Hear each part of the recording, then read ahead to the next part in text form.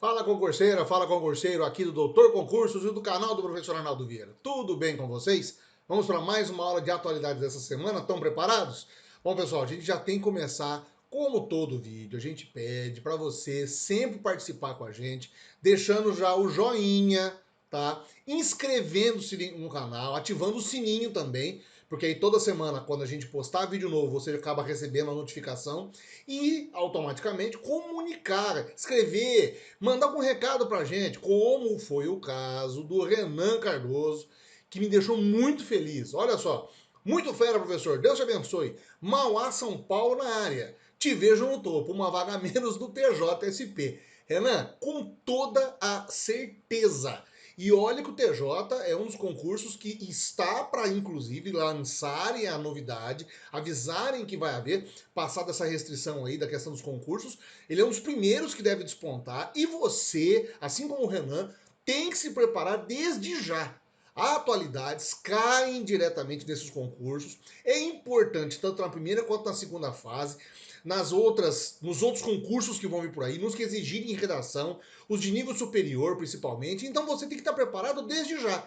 Um grande abraço para o Renan, esse e outros todos que acompanham o canal. Se você está acompanhando, manda uma mensagem para a gente, eu leio aqui, eu faço um recortezinho e mando um abraço para você. Pessoal de Mauá, valeu, Renan, grande abraço, brigadão, tá? Tamo junto e vamos lá. Resumo dessa semana, âmbito nacional, eu vou focar bastante nas vacinas, porque nós tivemos duas informações importantíssimas nessa questão vacinal e que são importantes para que vocês conheçam os assuntos e saibam da relevância e da importância deles na hora de prestar as provas. A primeira é que a OMS aprovou a utilização da Coronavac dentro do rol das vacinas que são disponibilizadas pelo consórcio internacional que está sendo montado, que já montou e que já contava com algumas das vacinas em uso por aí. A vacina especificamente, essa, no caso, a Coronavac, que é feita pela Sinovac, que no Brasil é replicada pelo Instituto Butantan, ela é o sexto dos imunizantes que já está em circulação no Brasil e aplicação. Pelo menos em aplicação. Eu estou colocando o sexto porque a gente vai ter uma novidade no futuro aí, mas vamos colocar na próxima tela, vocês vão entender. Na próxima notícia, vocês vão fazer a conexão. E a Coronavac foi a primeira, lembrando então, foi a primeira vacina aprovada no Brasil e que foi distribuída para a população. Começou em São Paulo e depois começou a ser compartilhada com outros estados. Na sequência dela, a AstraZeneca, e agora, mais recentemente, com as chegadas da vacina da Pfizer e claro, também a vacina da Janssen, que a gente vai falar daqui a pouco. Mas as que foram aprovadas pela OMS até o momento são as da Pfizer, que tinha aquela questão da temperatura, que ela tinha que estar gravada, guardada em temperaturas muito mais baixas, mas agora já começaram, já modificaram a fórmula e conseguiram melhorar, ampliar essa carga de temperatura vacinal, então ela pode ser armazenada em outras possibilidades, de outros meios, tá? A Oxford AstraZeneca, a da Johnson, lembrando que a da Johnson é aquela de uma única vacina, mas ela vai chegar no Brasil, calma lá, a Moderna e a Sinopharm. Essas, todas elas já estão aprovadas no Brasil. Desculpa, aprovadas pela OMS para serem aplicadas em outros países, tá? Aqui no Ministério, aqui no Brasil, nós temos mais 18 dessas vacinas ainda que estão sendo testadas. A Butanvac, por exemplo, e a Versamune, que estão sendo fabricadas, uma com o apoio do Instituto Butantan e a outra com o apoio do governo federal, o Ministério da Saúde, através da USP de Ribeirão Preto. Então veja, com base nos dados que foram divulgados, a OMS agora inclui a utilização da Coronavac para uso emergencial em acima de 18 anos, pessoas acima de 18 anos, para o rol das vacinas que são agora globais, que fazem parte dos consórcios de utilização de vacina em a prática e aprovação em países do mundo. Isso é um excelente sinal, porque demonstra exatamente os relatórios numéricos que o próprio Butantan já tinha comprovado e divulgado já há algum certo tempo. Os dados preliminares davam que ela tem uma eficácia de até 50,4% na prevenção após a primeira e a segunda dose na infecção das pessoas. Ou seja, é como se a gente tivesse assim, a possibilidade de 50% de você não desenvolver quadros muito graves da doença, tá? Porém, qualquer porcentagem é favorável neste universo que nós estamos vivendo, nessa situação vacinal, que nós precisamos de ter uma vacina que seja efetivamente acessível à população e que não tenha com grandes contraindicações. A Coronavac é ainda uma das que trabalham com a tecnologia de replicação do vírus, ou seja, é o vírus morto que é injetado no corpo, o corpo cria a sua resistência, a sua carga viral imunológica e prepara o organismo para a recepção eventualmente da doença com uma carga de anticorpos suficientemente potentes para bloquear a propagação do vírus dentro do corpo. Ela, diferentemente da AstraZeneca e da Pfizer, que utilizam outras tecnologias, né? Mas no caso da Coronavac, e o que é mais importante é que ela agora faz parte de um consórcio, que ela está aprovada, ela no Brasil já está aprovada, já está em aplicação, é a que mais foi aplicada em toda a população brasileira, mas que principalmente agora ela tem essa chancela da OMS como vacina segura para ser comercializada e distribuída em outros países. Isso é importante frisar, importante você memorizar essa informação, tá? Na esteira dessa informação, tem a segunda informação que é relativa também a aprovações de vacinas em território nacional. E aí agora já no âmbito nacional, a Anvisa liberou, veja, para uso e importação excepcional da Covaxin e da Sputnik V, ou Sputnik 5, Sputnik 5, depende do nome do veículo de imprensa que vai estar noticiando. Isto quer dizer o quê? Eu até fiz um vídeo, vocês vão olhar aí nos vídeos anteriores, quando a Anvisa tinha negado, num primeiro momento, a utilização da Sputnik, permitida a exploração da Sputnik aqui em território nacional. Agora já há uma liberação, ou seja, o Gamaleya, o Instituto Gamaleya, que é o que fabrica a Sputnik V lá na Rússia, entregou mais documentos para a Anvisa, que liberou excepcionalmente um lote específico da Sputnik 5, tá? Sputnik V, e da Covaxin, que é uma vacina indiana, certo? Ou seja, eles não estão autorizados emergencialmente ainda, ou seja, eles não podem ser, de uma maneira geral, distribuídos e colocados também dentro do Plano Nacional de Imunização. Não vão fazer parte disso. Mas eles vão poder fazer parte de grupos de experimento. Vão ser aplicados, inclusive, pelos laboratórios que estão trazendo eles aqui, que estão trazendo essas vacinas para cá, para testes em grupos que comprovem a eficácia da vacina em território nacional, para que no futuro ela também seja comercializada, ou vendida, ou comprada pelos governos para a utilização. Isso é uma boa notícia. Eu sempre falo aqui e defendo exatamente essa razão de que quanto mais vacinas nós tivermos, melhor para a população. Na esteira disso, e aí por isso eu coloquei, com isso aumenta o número para 6, né, das vacinas que já estão em território nacional. A Coronavac, a AstraZeneca, a Pfizer-BioNTech, da Janssen, agora em uso, né, excepcional, a Sputnik e a Covaxin. No mesmo dia, o Ministério da Saúde divulgou a informação de que a Janssen vai adiantar, eles conseguiram adiantar a remessa de vacinas que estão compradas da Janssen nos Estados Unidos para o território nacional. E qual que é a diferença essencial da vacina da Janssen? Ela é aplicada em somente uma única dose. Além do que, os índices técnicos de comprovação de eficácia dela também são extremamente altos. O que, de uma maneira geral, se acaso a Janssen entrar realmente dentro do Plano Nacional de Imunização, isso abriria uma possibilidade enorme, inclusive, de a gente acelerar o plano vacinal de toda a população, porque ela é uma única dose. Enquanto que a Coronavac e a AstraZeneca e a Pfizer são em duas, né? Em duas doses você tem que tomar, a Janssen é uma só.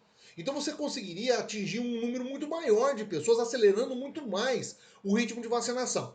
Com essa previsão aí das 38 milhões de doses do imunizante, pode ser que a gente tenha uma esperança, né? Uma maneira geral, de uma maneira mais concisa, que a gente consiga trabalhar com um plano nacional de imunização até o final de 2022 de muito mais de 50% da população brasileira, tá?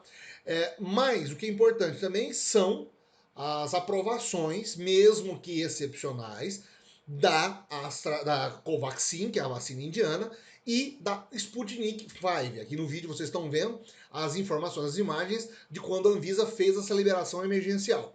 E lembrando, reforçando, fechando a notícia.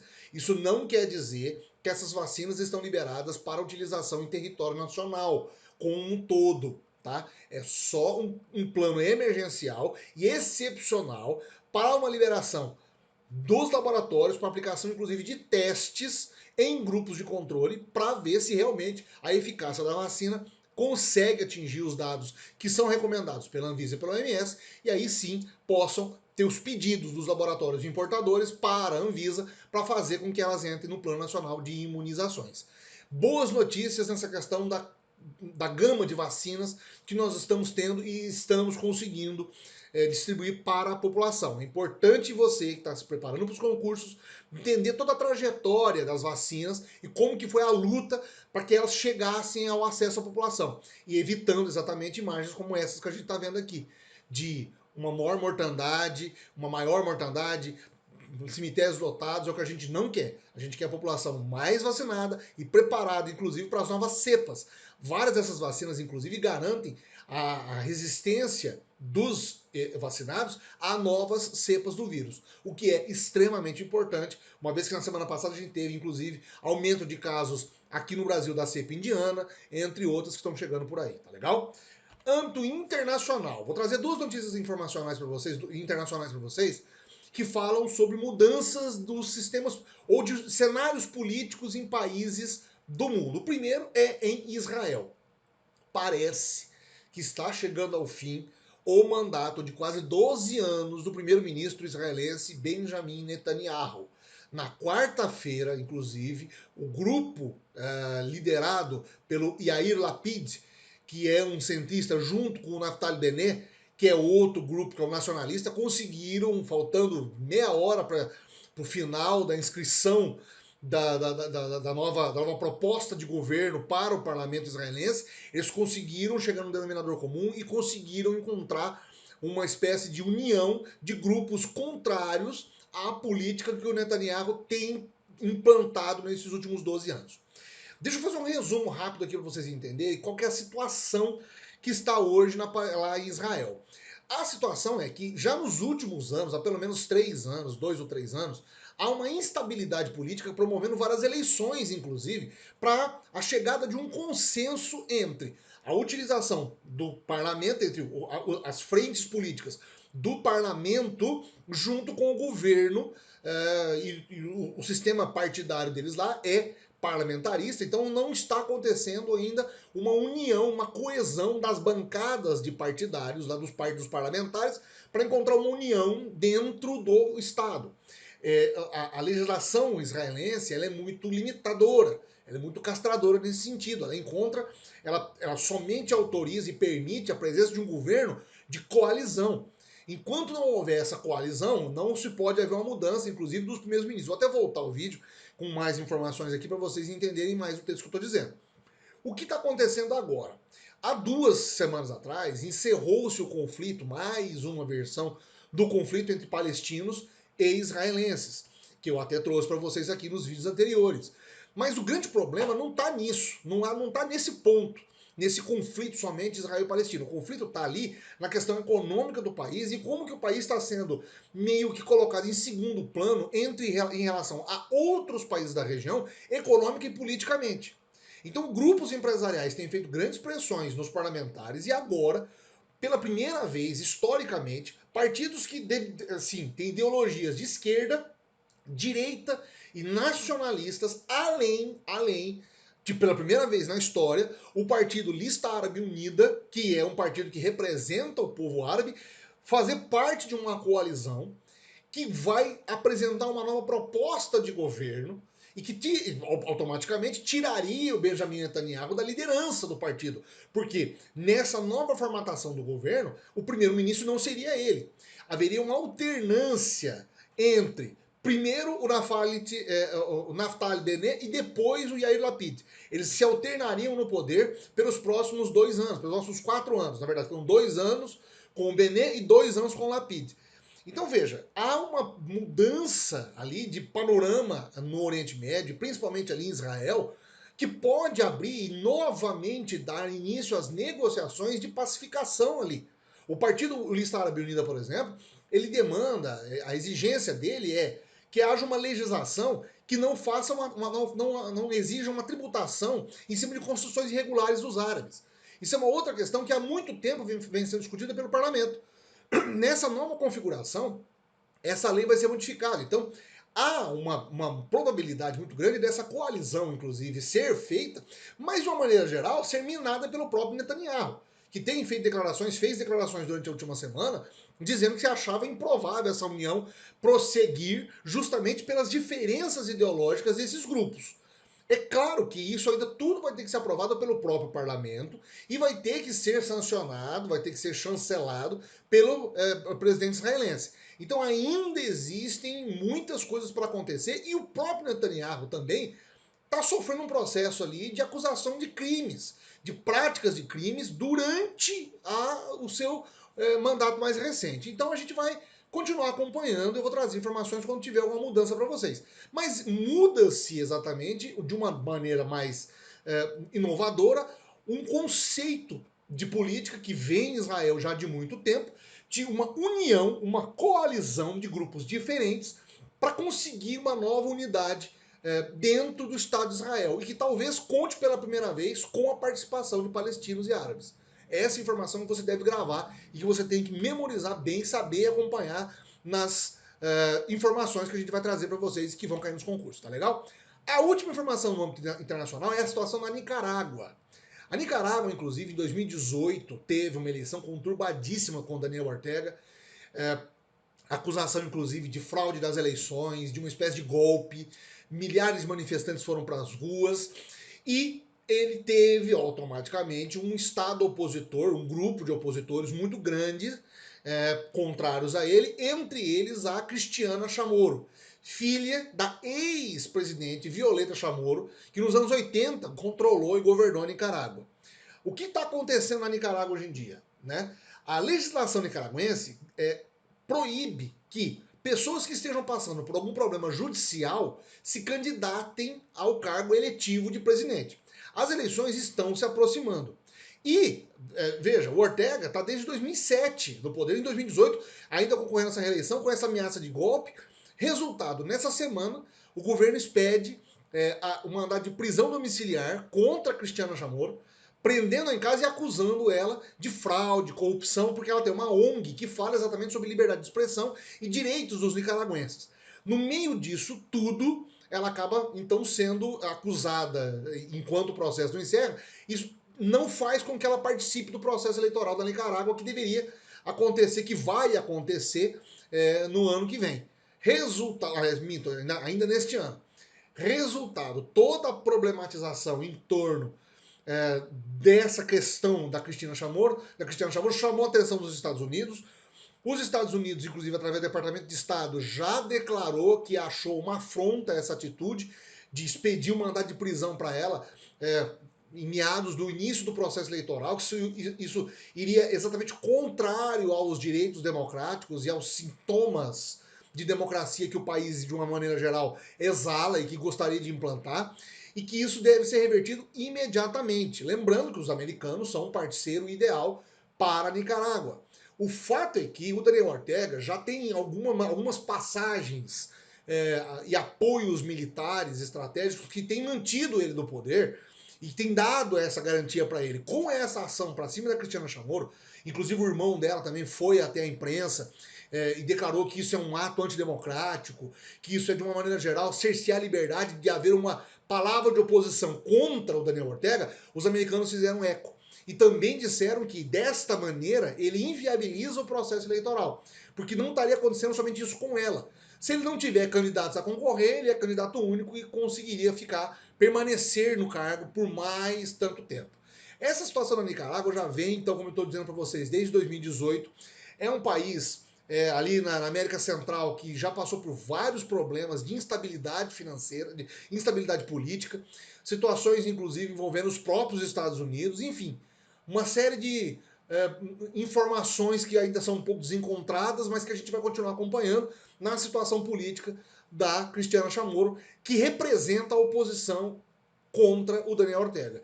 E a gente vai trazer informações, isso é importante você saber, porque essas questões também de países latinos, que fazem parte também da comunidade latina como um todo, fazem parte das questões de concurso que devem cair nos próximos concursos que vocês vão prestar e provavelmente vão se dar muito bem, tá legal?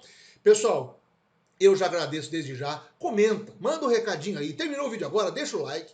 Se inscreve no canal se você chegou aí porque está procurando atualidades para concurso. Se inscreva nos canais toda semana, toda segunda-feira. A gente lança conteúdo novo para vocês aqui no meu canal e no canal da Doutor Concurso, tá legal? E manda um recadinho pra gente, manda um abraço, fala de onde você está assistindo esse vídeo que a gente traz aqui para todos vocês acompanharem, tá legal? Um grande abraço, pessoal. Continuem se cuidando, tá legal? Um grande abraço a todos vocês, continuem estudando. A gente se vê até semana que vem.